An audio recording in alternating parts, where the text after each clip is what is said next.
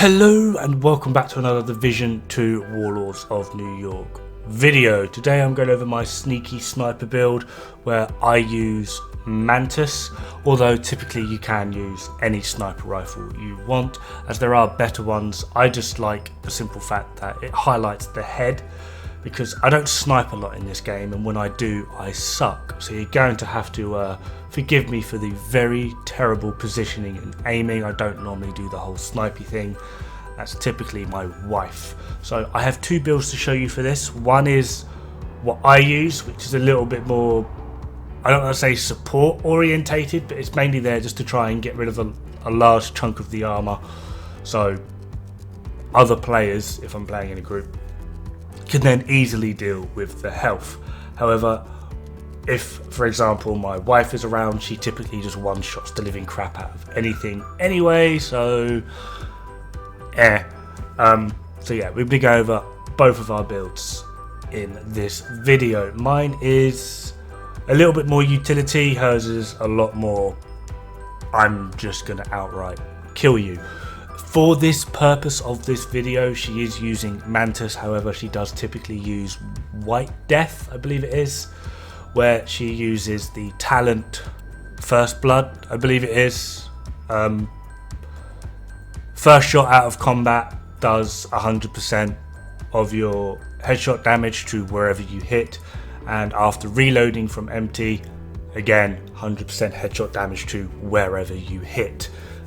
She finds that this is just a lot better when starting an engagement or re-engaging for after a reload, especially if there is a heavy involved, where you can get that very hard-hitting hit after a reload wherever it is you are firing on the heavy. Typically if it's a black tusk heavy, because you normally aim for the chest anyway, just in case you manage to break the chain on their weapon. Anyway, let's have a quick look at our builds.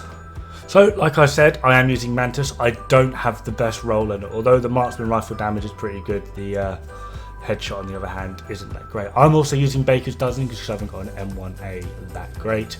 A Rowdy mask it's got pretty decent rolls on it, but still not maxed. And then I am using a chain killer. I was lucky enough to get this completely maxed out, which my wife hates me for, but you know. A Rowdy Holdings holster, just to try and get a little bit more headshot damage out of it, which is quite useful. I am using Fox's Prayer and Oppressor's gloves. I've only really got one pair of these, so they're sort of just my go-to. And then obviously a Providence Defense backpack. Again, I am looking to get this slightly better, but it's for the more headshot damage. For my wife's build, as you can see coming up, she's done a pretty different setup. She has the Araldi's mask, Providence Defense backpack. You can either go with Providence Def, as long as you're working with a two-piece Araldi's, you can either go with one-piece Araldi, one-piece Prov Def, because the two-piece Araldi still gives headshot damage, and then the one-piece Prov Def gives headshot damage, so you can mix and match that up. Again, she is using Chain Killer, but from there she is using three-piece Aces and Eights, simply because overall the damage output that provides, without going into like the whole damage to armor and damage out of cover, simply does more. She does do a lot more damage with this build, so I would recommend, if you can make it, go for something more this style. However, if you're not really too keen on it, at least this way you have two options. She's got a lot of her gear pretty much maxed out, and for this we will be using decoy. It does actually kind of really come in handy. Problem is, with higher levels and more people, the scaling builds up, so it becomes less and less. The uptime is less and less. It's always good if you are going to go with this. Don't have two people running sniper. We did have quite a few issues doing that, but yeah, luckily my wife is so used to playing sniper that she basically carried me through this. The utilization of Mantis does work really well as long as things aren't targeting you. It's essentially another 50% of your damage, and it does do a hell of a lot. However, you do not have to use Mantis. You can use essentially whatever sniper rifle you want. My wife has made a point to drum home the fact of White Death, potentially the best sniper rifle in the game. Just do what you can to get it. It comes with a max roll on headshot damage, and as long as you get decent stats in the other, you can play around with the talent, or if you've got a talent you like, you can go from there. She does recommend people using First Blood, Ranger, or Optimist if you can get it. There's actually quite a unique one, because basically after every shot, depending on the magazine size, you'll be gaining a 3% damage increase, which is quite nice in high level content or against heavies. There is another one that we've played around with, as long as someone is playing as sort of like a status build, which is Vindictive. Killing an enemy with status effects applied grants all group members within 15 meters a 15% critical hit chance and a 15% critical hit damage for 20 seconds.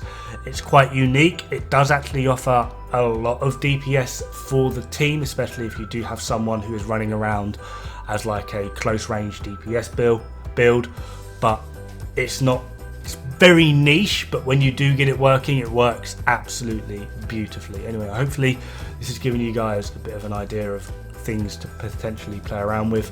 I'm still working through a lot of the high level content. I'm still working on legendaries. You can see I've got the hat and the legs. I still need to do Roosevelt, but we're getting there. So hopefully this has given you a bit of variety, maybe something a bit different. And I'm still yet to do the raid, so I'm trying to get a lot of content out, or builds out and ideas out before I start doing the raid, because I'm completely aware that there are a lot of people that are like me, where they just don't have the groups or the friends to actually get into the raid to actively do it on a regular basis.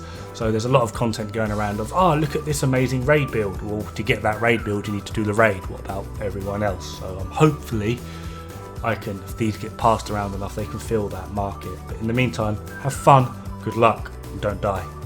It's bad for the health.